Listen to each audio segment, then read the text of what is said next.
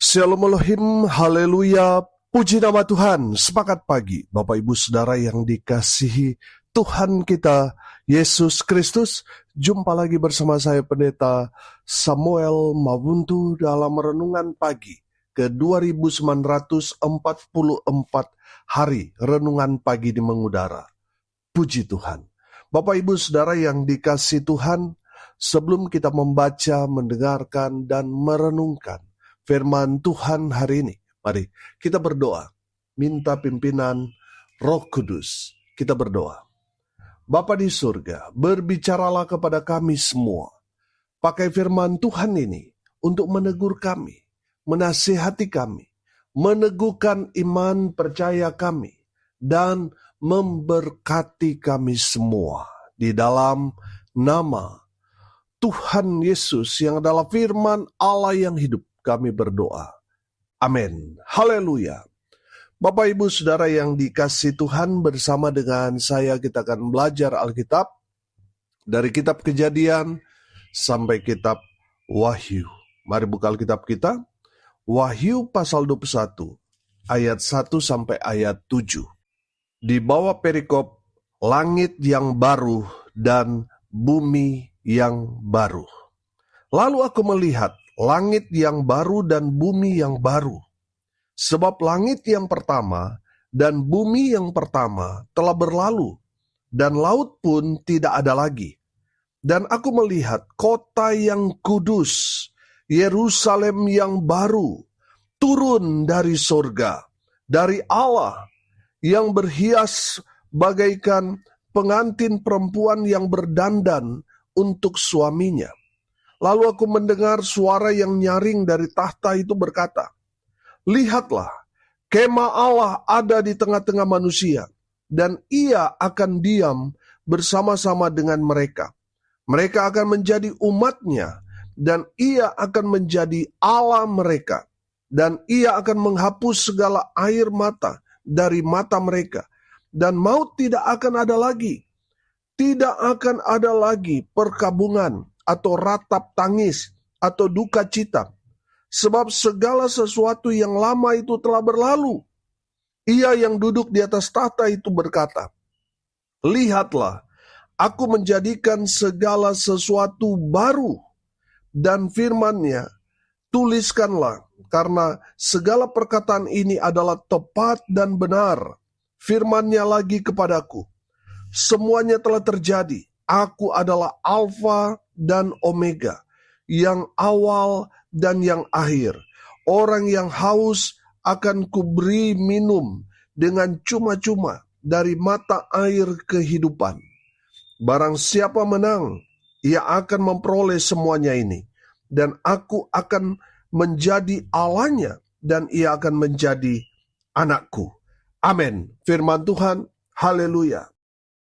Bapak Ibu Saudara yang dikasihi Tuhan, dari kebenaran firman Tuhan ini kita belajar bahwa alam semesta, langit dan bumi yang ada sekarang ini, di mana kita tinggal di dalamnya, semuanya akan berlalu, semuanya akan lenyap, semuanya tidak akan ada lagi. Makanya jangan bangga dengan harta kekayaan yang saudara miliki. Semuanya akan lenyap tanpa bekas. Apalah artinya saudara punya segalanya di dunia ini tapi mati binasa, mati masuk neraka? Makanya cari Tuhan Yesus. Dia adalah harta surga. Amin. Kalau saudara punya Yesus, saudara akan berada di Yerusalem baru. Semua yang kita lihat ini, langit dan bumi boleh lenyap, tapi percayalah, orang-orang yang percaya kepada Yesus, mereka yang memiliki Yesus, mereka akan hidup dalam kekekalan bersama dengan Yesus Kristus Tuhan kita. Haleluya. Saudara yang dikasihi Tuhan, perhatikan firman Tuhan ini berkata bahwa langit dan bumi ini akan lenyap, tidak ada lagi. Saudara, saya merenungkan betapa kudusnya Tuhan kita. Amin. Sehingga langit dan bumi yang telah tercemar dengan dosa yang tidak layak untuk menjadi tempat tinggal Allah yang kudus itu. Haleluya. Makanya Tuhan buat lagi yang baru, yang kudus. Amin. Supaya Tuhan tinggal di tengah-tengah kita umatnya yang kudus, yang telah dikuduskan oleh darah Yesus Kristus anaknya. Haleluya. Sehingga kita yang tadinya penuh dengan dosa, kita yang tadinya tidak layak, kita dilayakkan oleh karena Yesus Kristus Tuhan telah melayakkan kita melalui pengorbanannya di atas kayu salib itu. Haleluya. Bapak Ibu Saudara, perhatikan firman Tuhan ini berkata di ayat 2. Dan aku melihat kota yang kudus, Yerusalem yang baru, turun dari surga, dari Allah yang berhias bagaikan pengantin perempuan yang berdandan untuk suaminya. Haleluya. Saudara, kota yang turun dari surga itu adalah Yerusalem baru. Amin. Kita percaya dengan iman, kita semua akan berada di sana, tinggal selama-lamanya di Yerusalem baru. Amin. Saudara, di kota yang baru, yang turun dari surga itu, yaitu Yerusalem baru, tidak ada lagi air mata di sana. Amin. Di kota Allah yang kudus itu, perhatikan ayat 4. Dan ia akan menghapus segala air mata dari mata mereka. Dan maut tidak akan ada lagi. Tidak akan ada lagi perkabungan, atau ratap tangis, atau duka cita. Sebab segala sesuatu yang lama itu telah berlalu. Haleluya. Berarti di Yerusalem baru tidak ada lagi pergumulan. Tidak ada lagi sakit penyakit di sana. Tidak ada lagi perselisihan, pertengkaran, permusuhan, roh iri hati. Tidak ada lagi di Yerusalem baru itu. Amin. Yang ada adalah sukacita, kebahagiaan bersama dengan Allah yang kekal, yang tinggal di dalam kota Yerusalem baru itu, di mana kita semua menjadi penghuni Yerusalem baru itu. Haleluya. Tidak ada lagi air mata di Yerusalem baru itu. Amin. Kalau saat ini kita masih menangis, masih bergumul, ya karena kita masih tinggal di bumi ini. Tapi nanti di Yerusalem baru tidak ada lagi air mata di sana. Tidak ada lagi duka cita. Tidak ada lagi maut di sana. Yang ada adalah hidup kekal. Amin. Haleluya. Saudara, pertanyaannya sekarang, siapa saja yang bisa masuk ke kota yang baru itu, Yerusalem baru itu? Soalnya Pak Pendeta, banyak saya membaca, melihat tulisan di karangan bunga di rumah duka yang menulis sampai jumpa di Yerusalem baru.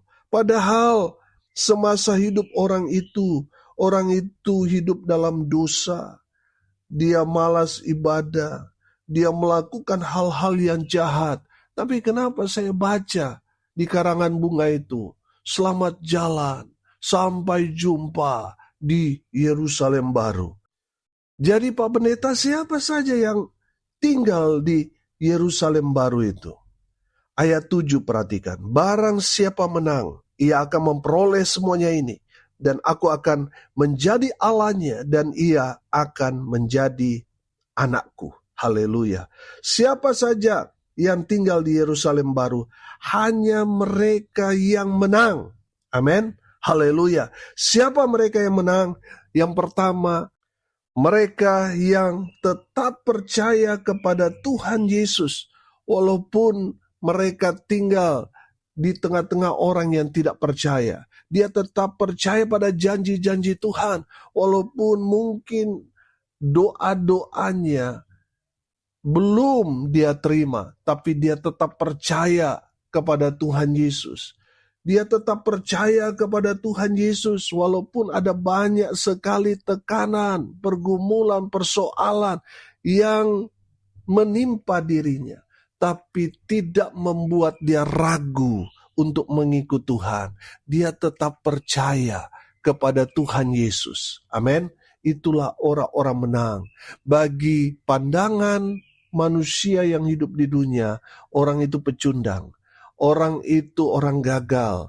Tetapi di mata Tuhan, orang-orang yang tetap percaya kepada Tuhan, walaupun di tengah-tengah tekanan hebat luar biasa, seolah-olah apa yang dia doakan tidak dijawab, tapi dia tetap percaya kepada Tuhan.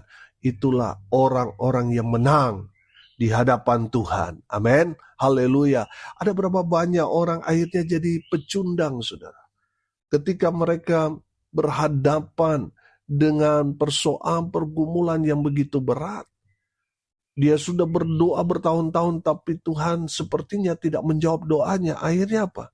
Mulai meragukan Tuhan. Mereka mulai meninggalkan Tuhan. Akhirnya mereka tidak lagi percaya kepada Tuhan. Menjadi pecundang.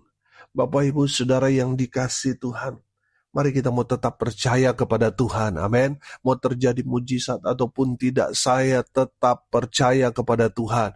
Mau menderita, bahkan mau dibunuh sekalipun, saya tetap percaya kepada Tuhan. Orang-orang seperti itulah orang-orang yang menang di hadapan Tuhan. Haleluya. Yang kedua, saudara, siapa mereka yang menang? Mereka yang tetap setia ikut Tuhan, tetap setia melayani Tuhan, walaupun mereka tidak mendapat keuntungan secara dunia di sana. Mereka melayani Tuhan, mungkin itu sebagai pengabdian mereka kepada Tuhan. Mereka tidak mendapat upah, tidak mendapat gaji dari gereja, tetapi mereka kerjakan dengan setia. Itulah orang-orang yang menang. Amin. Mereka tidak berubah setia walaupun mereka mungkin diajak bos mereka supaya meninggalkan pelayanan dengan tawaran gaji yang cukup besar. Tapi tidak menggoyahkan kesetiaan mereka kepada Tuhan. Mereka memilih ikut Yesus, melayani Yesus walaupun tidak mendapatkan keuntungan secara dunia. Mereka mungkin dianggap rugi, dianggap bodoh. Kenapa melayani? Kenapa jadi hamba Tuhan? Kenapa tidak seperti orang dunia yang lain yang punya bisnis, memiliki keuntungan besar? Kenapa harus melayani yang tidak mendapat keuntungan apa-apa? Bapak, Ibu, Saudara, orang-orang dunia boleh melemahkan, boleh membuat kita goncang. Tetapi orang-orang yang menang, mereka tetap setia merespon panggilan Tuhan dalam hidup mereka. Mereka tetap setia ikut Tuhan, walaupun dalam pandangan dunia rugi. Tapi mereka tetap setia. Itulah orang-orang yang menang di hadapan Tuhan. Amin. Haleluya. Mereka yang akhirnya berubah setia, mereka pecundang. Memang mungkin secara ukuran dunia, mereka yang meninggalkan pelayanan dan fokus kepada pekerjaan dunia, sepertinya mereka sukses. Sepertinya mereka menjadi orang berhasil. Tapi di mata Tuhan, mereka tidak lebih, tidak kurang. Mereka pecundang di hadapan Tuhan. Bapak, Ibu, Saudara, tetaplah setia. Walaupun ada banyak tawaran-tawaran dunia yang menggiurkan. Saudara, tawaran-tawaran dunia yang membuat saudara meninggalkan Tuhan, meninggalkan pelayanan. Saya mau katakan, itu adalah permainan iblis yang membuat akhirnya saudara berubah setia, meninggalkan Tuhan, meninggalkan pelayanan. Saudara yang dikasihi Tuhan, kita mungkin biasa-biasa saja, sederhana, menderita, mungkin juga kita susah, tapi tetaplah setia ikut Tuhan. Amin. Tetaplah setia melayani Tuhan, walaupun saudara tidak diupah di gereja. Tapi saya yakin dan percaya, Tuhan melihat, dan pasti Tuhan akan memberkati. Bukan hanya saudara, tetapi juga anak, cucu, cicit saudara diberkati karena kesetiaan saudara mengikut Tuhan dan melayani Tuhan selama hidup di dunia ini. Bapak, Ibu, Saudara, bukankah yang Tuhan cari adalah orang-orang yang setia? Banyak sekarang ini orang mencari populer, mencari kuantitas, melihat jumlah, dan lain sebagainya. Bapak, Ibu, Saudara, sebenarnya yang Tuhan lihat itu adalah kesetiaan. Amin. Apakah saudara tetap setia walaupun mungkin jemaat yang saudara layani hanya 1-2 orang? Apakah saudara tetap setia? Bagi pandangan orang, mungkin saudara mulai berubah. Ngapain pelayanan di 1-2 orang? Mungkin saudara sudah dipanggil untuk melayani di gereja besar. Sudah mendapatkan bayangan, mendapat gaji yang besar. Saudara akan hidup mapan dan lain sebagainya. Akhirnya apa? Saudara menggadaikan kesetiaan saudara dengan menjadi orang yang tidak setia. Yang Tuhan lihat itu adalah kesetiaan kita. Walaupun mungkin kita dipercaya Tuhan hanya melayani 1-2 orang. Tapi saudara lihat, Tuhan tetap memperhatikan kita. Tuhan tetap memelihara kita, bahkan memberkati kita. Amin. Haleluya. Saudara, yang Tuhan cari adalah orang-orang yang setia. Amin. Tetaplah setia dalam panggilanmu. Haleluya. Orang-orang yang menang adalah orang-orang yang tetap setia ikut dan melayani Tuhan. Haleluya. Yang terakhir, yang ketiga, orang-orang yang menang, mereka akan tinggal di kota kudus Tuhan, yaitu Yerusalem baru. Mereka adalah orang-orang yang taat pada firman Tuhan. Amin. Saudara yang dikasihi Tuhan, nantinya di surga tidak ada yang kepala batu. Selama hidup kepala batu tidak pernah melakukan firman Tuhan, kok masuk surga, saudara. Bapak, Ibu, Saudara yang dikasihi Tuhan, saya yakin dan percaya orang yang nantinya tinggal di Yerusalem baru itu adalah orang-orang yang taat pada firman Tuhan. Apa yang firman Tuhan perintahkan, dia kerjakan, dia lakukan dalam kehidupannya. Dia menjadi pelaku-pelaku firman. Amin. Orang-orang seperti itu adalah orang-orang yang menyenangkan hati Tuhan. Haleluya. Bapak, Ibu, Saudara, saya mau tanya, saudara punya anak, saudara suruh mereka melakukan sesuatu sebelum saudara berangkat. Saudara memberi mereka tugas. Dan harapan saudara nanti kembali, anak-anak saudara melakukan apa yang saudara sudah perintahkan. Betul? Saudara yang dikasihi Tuhan, saya yakin dan percaya saudara setuju dengan saya. Saudara akan berbahagia, saudara akan senang kalau semua anak-anak saudara yang saudara perintahkan untuk kerjakan ini dan itu, saudara akan senang ketika mereka mengerjakan sesuai dengan apa yang saudara perintahkan.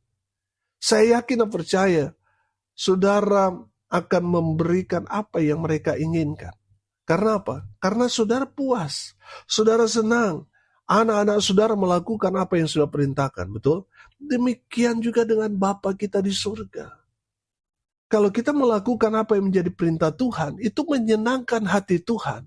Dan apa yang saudara inginkan, Tuhan lakukan dalam kehidupan saudara, Tuhan akan nyatakan dalam kehidupan saudara. Kenapa? Karena saudara menyenangkan hati Tuhan dengan melakukan firman. Amin. Bapak, Ibu, Saudara, orang-orang yang menang, mereka adalah orang-orang yang taat pada firman. Mereka adalah orang-orang yang melakukan perintah Tuhan. Haleluya. Bapak, Ibu, Saudara, pastikan saudara dan saya ada di Yerusalem baru itu. Amin. Di mana di Yerusalem baru itu, yang tinggal, yang masuk dalam kota kudus Tuhan, Yerusalem baru itu adalah orang-orang yang menang. Amin. Orang-orang yang menang itu yang pertama kita belajar, mereka yang tetap percaya kepada Tuhan. Yang kedua, mereka yang tetap setia ikut dan melayani Tuhan. Dan yang ketiga, mereka yang taat pada perintah Tuhan. pastikan itu adalah saudara dan saya. Amin. Mari kita berdoa. Bapa di surga, berkati semua pendengar dimanapun mereka berada, sehingga mereka merespon firman Tuhan ini dan menjadi pelaku-pelaku firman. Berkati semua pendengar dalam rumah tangga mereka. Berkati kalau rumah tangga mereka saat ini sedang ada dalam pergumulan, ada dalam persoalan. Tuhan pulihkan. Tuhan pulihkan dalam nama Tuhan Yesus. Mereka yang sakit Tuhan sembuhkan. Mereka yang lemah Tuhan kuatkan. Hibur mereka yang berduka cita. Dan hamba berdoa biarlah berkat surga turun memenuhi semua pendengar. Bapak Ibu Saudara yang dikasihi Tuhan, arahkanlah hatimu kepada Tuhan dan terimalah berkat dari Tuhan Yesus. Tuhan memberkati engkau dan melindungi engkau. Tuhan menyinari engkau dengan wajah-Nya dan memberi engkau kasih karunia. Tuhan menghadapkan wajah-Nya kepadamu dan memberi engkau damai sejahtera di dalam nama Tuhan Yesus, sumber daripada segala berkat. Bapak Ibu Saudara yang percaya, diberkati Tuhan, katakan amin. Puji Tuhan. Bapak Ibu Saudara yang dikasihi Tuhan, kalau saudara merasa diberkati melalui renungan pagi ini, bagikan juga kepada saudara-saudara yang lain, supaya mereka juga diberkati. Karena untuk itulah kita dipanggil, untuk jadi berkat. Salam kasih dari Bali. Saya Pendeta Samuel Mabuntu. Sampai jumpa besok pagi. Tuhan Yesus memberkati kita semua. Haleluya.